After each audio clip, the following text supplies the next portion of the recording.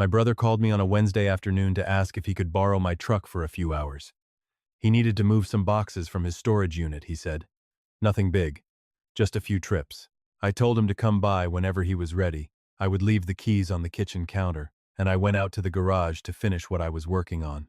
I was 64 years old and retired, and I had the particular luxury of a man who has nowhere urgent to be and can spend a Tuesday afternoon sanding a cabinet door until it is exactly right.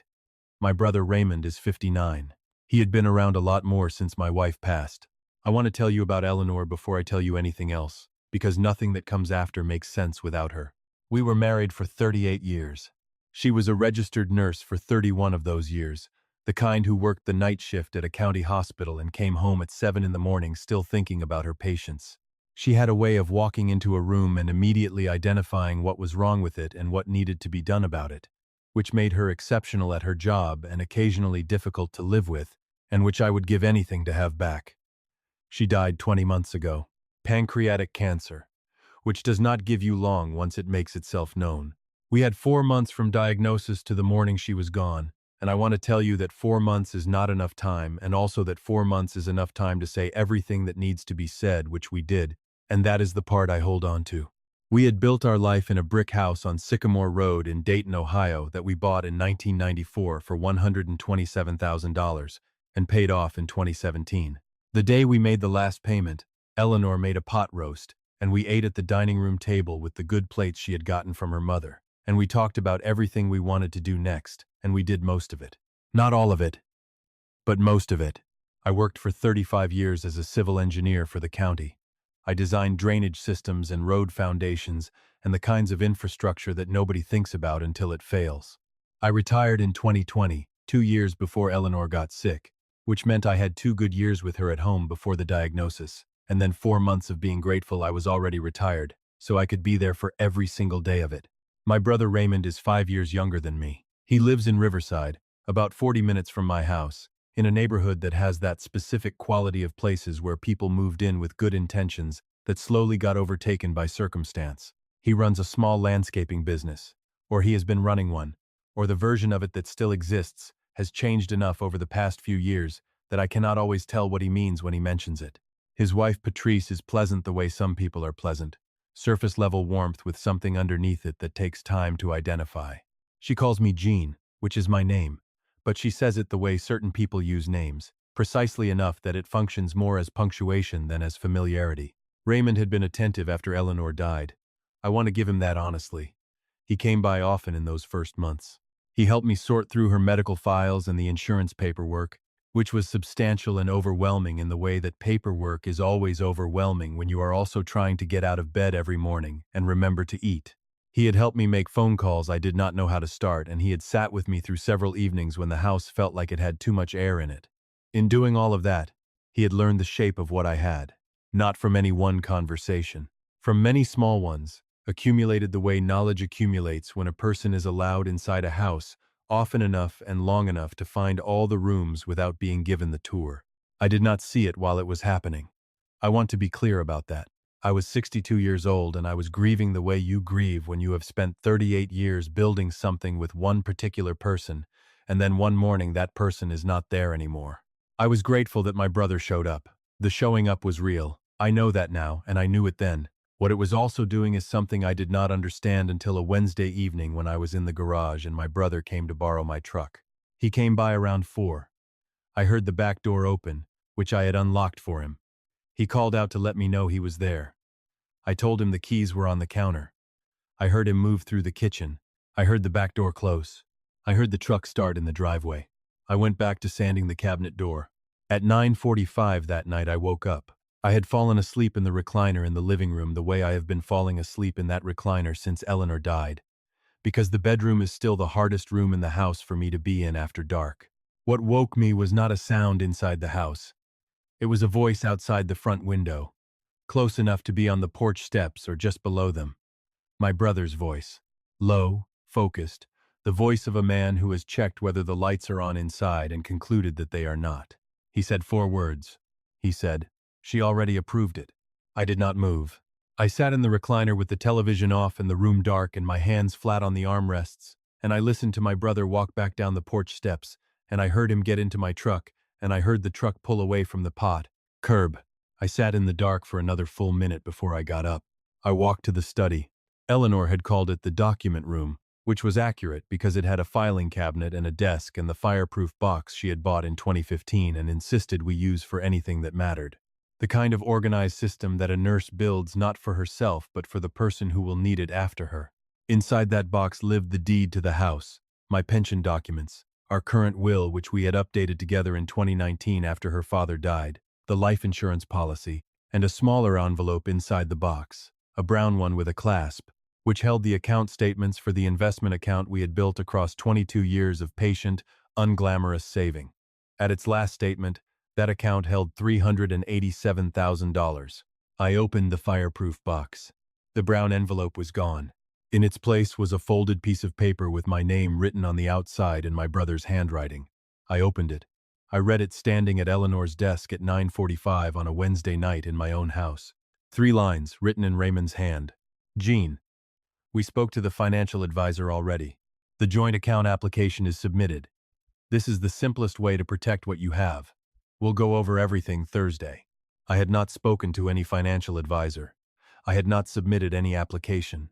I had not agreed to any joint account. I stood at that desk and read those 3 lines, and I understood, in the space of about 1 minute, the full architecture of what had been built around me while I was busy being tired and grieving and falling asleep in a recliner. Then I walked to the kitchen. I put the kettle on.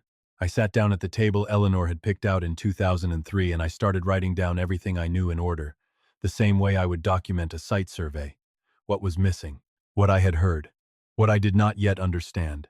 Welcome to my channel.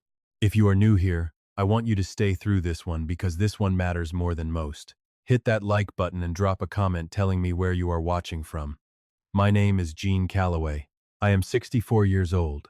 I am a retired civil engineer and a widower and a man who woke up in a dark recliner on a Wednesday night and started writing a list.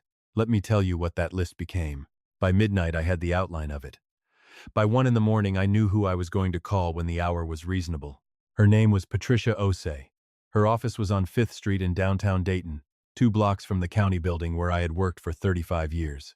She had been recommended to me by a former colleague who had used her 3 years earlier when a contractor had done something he should not have done with county funds. My colleague had described Patricia Osei as someone who does not waste time getting to the center of a problem, which was the exact quality I needed at 1 in the morning, sitting at my kitchen table with a missing brown envelope and 4 words still running in my head. She called me back at 8:15. I told her what I had heard through the window. I told her about the envelope and the note. She was quiet for a moment and then she said, in the specific tone of a professional who has heard enough to know immediately when something is real, "Mr. Calloway, do not contact your brother today. Do not go to any bank or financial institution today. Do not sign anything today regardless of what reason anyone gives you. Can you come in at 10? I was there at 9:50. She was already at her desk with a yellow legal pad and a pen, and she looked at me with the focused attention of a person who understands that the first hour of these things matters more than almost anything that comes after. She said, "Tell me everything. Not from last night. From the beginning." I told her from the beginning. I told her about Eleanor and the document room and the months after the funeral and Raymond's helpfulness and what helpfulness had allowed him to learn. I told her about the 4 words. She wrote steadily while I talked. When I finished, she put her pen down. "The joint account application," she said. "If it has been submitted in your name, without your authorization, it would have required either a valid signature from you or a document establishing someone else's authority to sign on your behalf. A power of attorney, most commonly. In Ohio, a durable power of attorney requires a wet signature from the principal, witnessed and notarized. If Raymond submitted paperwork with your name on it, then either you signed something you did not read, or someone signed it for you." She paused. "Is there any document you put your name on in the last year that you did not read completely before signing?" I thought about it. There was one.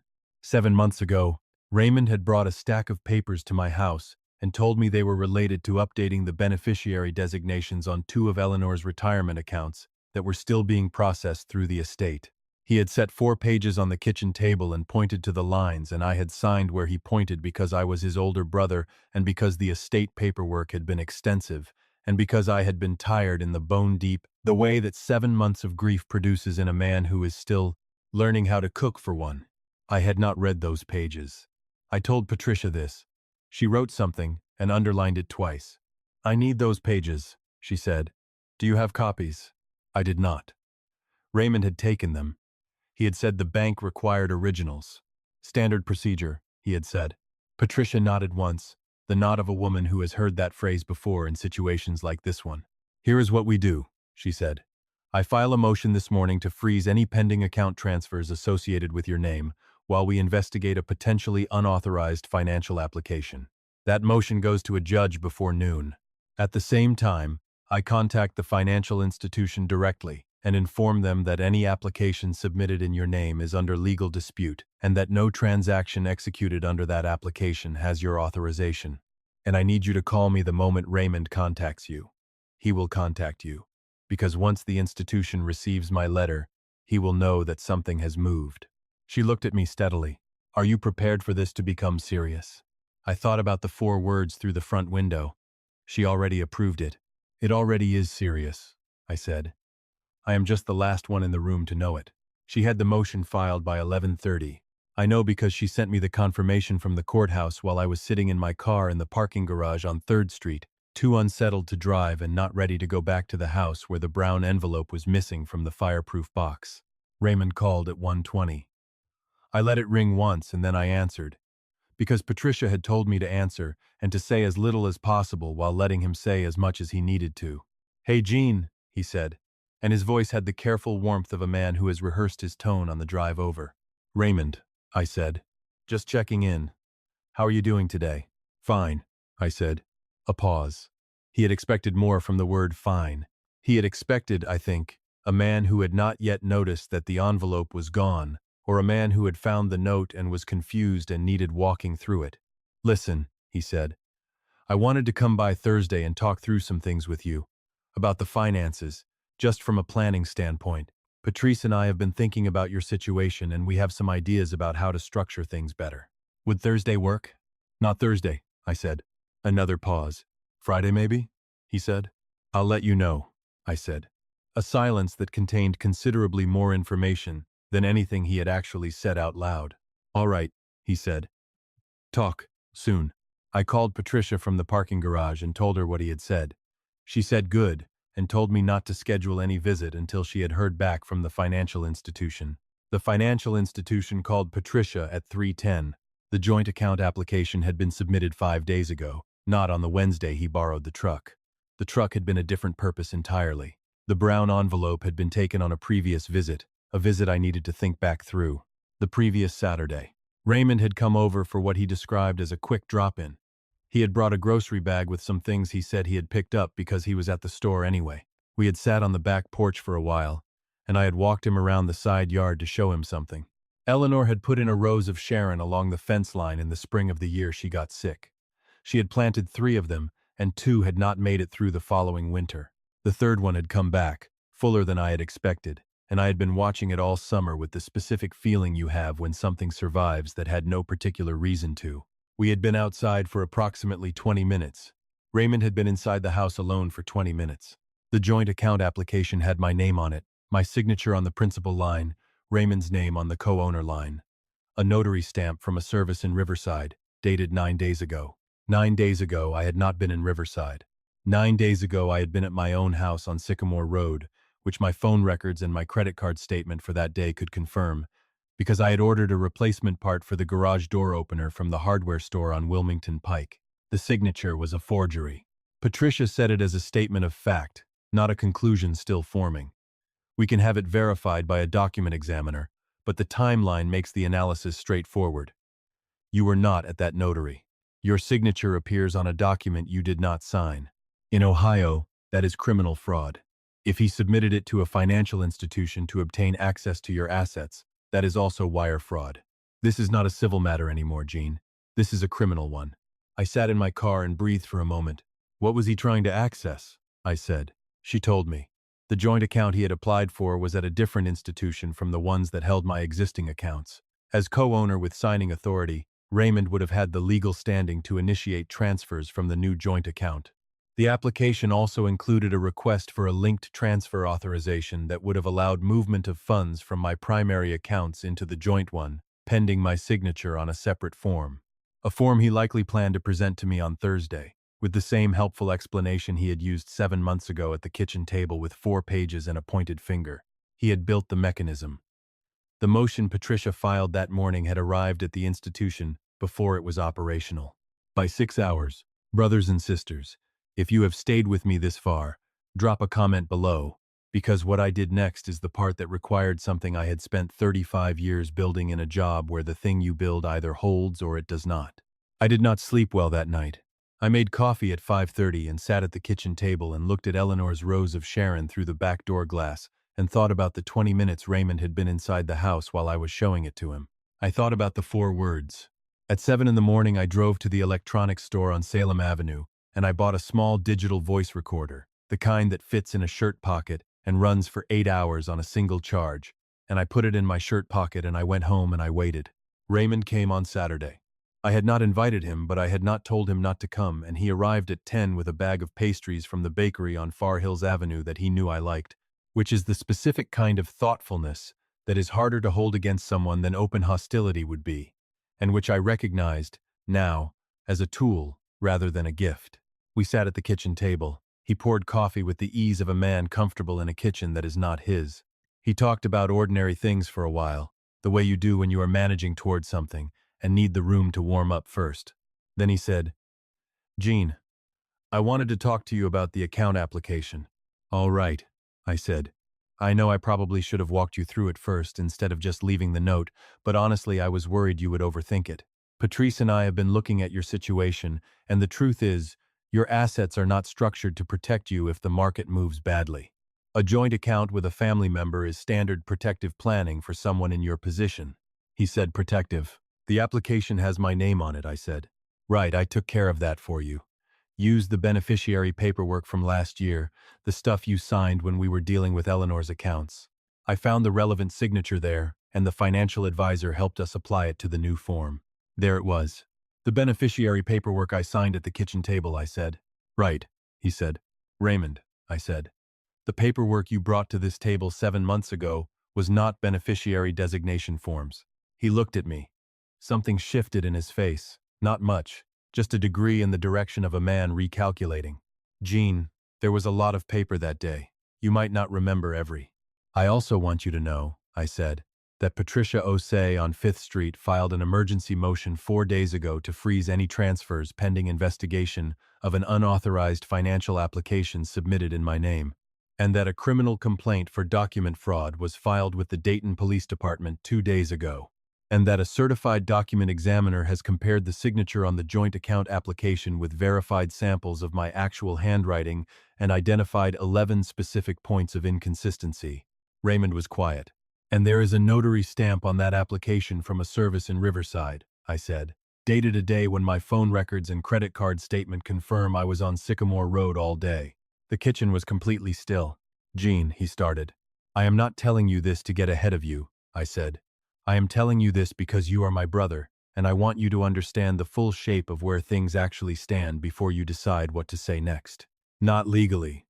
Patricia handles the legal part. But between brothers, at this table, what is said in the next few minutes is something we are both going to carry." Raymond looked at his coffee.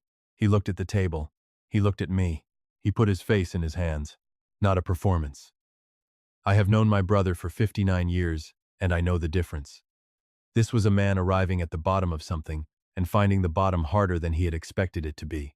I let the silence be what it needed to be. When he finally looked up, his face had done something I had not seen it do since we were boys. "I am in real trouble, Jean," he said. "I know," I said. "The business," he said. "It has been failing for 3 years. We owe money to people we should not owe money to. I kept thinking I could turn it around if I could just bridge a gap, just stabilize things long enough to get the contracts back. I thought if I had access to what you had, I could move enough to cover the worst of it and pay it back before you ever noticed. I thought it was temporary." "It is not temporary," I said. "No," he said. "I can see that now." "Raymond," I kept my voice level. "I want to tell you it was level because it was not because I was not feeling anything. but because I had spent a week being a man who processes things carefully rather than immediately, which is what 35 years of civil engineering teaches you, when the alternative is making a mistake in concrete that cannot be undone. You forged my name on a legal document. You took the envelope from this house. You submitted a fraudulent financial application in my name. Those are not things that can be addressed by paying something back. They are the kind of things that change what comes next permanently. He nodded. His hands were flat on the table. Patricia handles what comes next legally, I said. That is no longer mine to decide, because I made the decision when I filed the complaint, and I am going to let it be what it is. What I have a say in is this kitchen right now. And what I want to say in this kitchen is that you are my brother in the way that does not change, the same way our mother loved both of us. And that is going to be true on the other side of whatever comes next. But I am not going to tell you this is all right. It is not all right. And you have known the difference your whole life. He was crying by then. Real tears, not performed. I sat across from my 59-year-old brother and I let him cry because some things need to be felt all the way through before they can be learned from. When he finally looked up, he had the exhausted openness of a man who has put down something very heavy for the first time in a long time. What do I do? He said. You get your own lawyer today, I said, before you do anything else. And you are honest with them, the full version, not the managed one. Whatever Patricia's office needs from you in the investigation, you provide it without delay. And you go home and you tell Patrice the actual truth about how bad it is, because she is your wife and she deserves the real version. He nodded. The application, I said. It gets withdrawn today. Yes, he said. And the envelope, I said. Everything that was in it comes back to me. Original condition. Yes, he said. We sat for a while after that. Neither of us touched the pastries. Outside through the back door, the Rose of Sharon was doing what it does in late summer, which is holding what it has and not asking for more than it needs. I looked at it and thought about Eleanor planting it the spring she got sick. The specific faith of a woman who puts something in the ground and does not know whether she will see it bloom, but plants it anyway because that is who she is. She had not been there for the bloom, but she had put it there, and it had come back, and it was still along the fence, doing exactly what she had planted it to do. Raymond left at noon. He had the name of a lawyer in his pocket, a referral from Patricia's list of attorneys she trusted to handle the other side of these things with honesty. Because even in this, even now, I was not interested in destroying my brother. I was interested in the record being accurate. I was interested in the damage being exactly what it was, and not what anger could make it into. I watched from the kitchen window as he sat in his car in my driveway for 15 minutes with his phone at his ear. Then he drove away. I called my daughter Renee. Renee is 36. She lives in Cincinnati. She calls on Tuesdays, and usually on weekends. She has never asked me for anything except my time, which she values enough to show up for in person whenever something matters. She answered on the second ring, the way she always does, and she said, "Dad." What happened before I had said anything beyond her name? Because Renee has the same social precision her mother had, the ability to read a voice the way other people read a room. I told her everything, all of it, from the beginning. She was quiet through most of it, the particular quiet of a person who is listening completely rather than preparing to respond. When I finished, she said, "Are you okay?" "I am," I said. "Or I am going to be." "I am coming up tonight," she said. "You don't have to do that." "I am coming up tonight," she said, with the gentle, non-negotiable firmness that her mother used to use and which I have never in my life been able to argue with successfully in either of the women who have used it on me. She was at the front door at 7:15 with a bag on her shoulder and a container of soup from a place in Cincinnati that she knew I liked, and she came inside and put the soup on the stove and walked into the kitchen and looked at me the way her mother used to look at me when she needed to verify something for herself. "You look tired," she said. "I am tired," I said. "Okay. Sit down." We sat at the kitchen table and ate Eleanor's soup bowls and talked until almost 10. Mostly not about Raymond. Mostly about other things. About the Rose of Sharon, and about a documentary Renee had watched, and about a neighbor of mine who had asked me twice about starting a morning walk together, and whom Renee said I should say yes to, the ordinary things. The kind that remind you that there is a life continuing on both sides of the thing that just happened. At one point Renee looked at her bowl and said quietly, "Mom would have been furious." "Yes," I said. "And then she would have asked what Raymond actually needed," she said. "Yes," I said. "In that order." Renee smiled, small and true. I get that from her too, she said. The furious first part. It is a useful quality, I said, in the right measure. We wash the bowls together in the sink the way you wash dishes with someone you have been washing dishes with for years without discussing who does what. When we were done, Renee dried her hands and said, I am going to set up a real document system for you. 2 copies of everything, 2 separate locations. Both of us know where both are. And I am going to go through whatever Patricia needs from your side and make sure nothing is missing. And I am calling you on Tuesdays and Thursdays from now on, not just Tuesdays. You don't have to do all of that, I said. I know, she said. That is the point.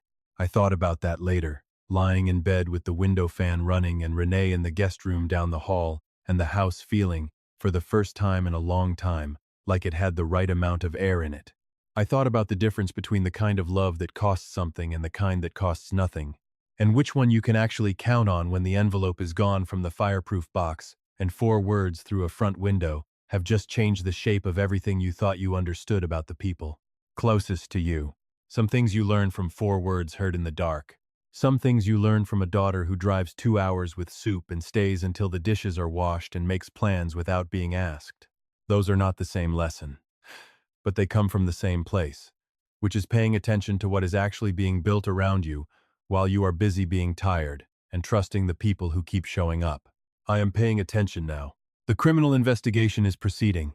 Patricia tells me that cooperation from Raymond's attorney has been consistent, which she says is the most favorable available outcome from where things stand. I'm not going to speculate about what I cannot control. What I will tell you is that the new document system is in 2 places, one in my study and one in Renee's apartment in Cincinnati, and we both know where both are. The joint account application was formally withdrawn within 72 hours of the Saturday conversation. The forged power document was revoked and filed with the county recorder's office. A new will was drawn up, not from anger but from accuracy, reflecting what I actually want rather than what was written before a Wednesday night, taught me what 4 words through a window can reveal about the life that has been building around you while you were not paying close enough. Attention! Eleanor's rose of Sharon is still along the fence in the backyard. I look at it every morning from the kitchen window while the coffee is running. It does not know what happened in the house behind it. It is just doing what she put it there to do. Coming back every year. Blooming when it is time. Being exactly what it was designed to be. Patient and specific and without any interest in being anything else. I am trying to do the same. 64 years old, retired, widower, brother, father of 1 daughter, who drives 2 hours with soup and knows where both copies of the folder are. That is the accurate version. That is what the record shows. And in the work I did for 35 years, if I learned one thing, it is this. The record is the only version that holds. If this story stayed with you, brothers and sisters, drop a comment below. Tell me 1 word for what you felt when Patricia said the motion arrived 6 hours before the mechanism was operational. Hit that like button. Subscribe if you are not already here. And if someone in your life has been learning the layout of your house by being allowed inside often enough to find all the rooms, trust what you are already noticing. Make the list. Call the lawyer. And pay attention to what your brother was doing inside the house during the 20 minutes you were outside showing him something that came back from the dead.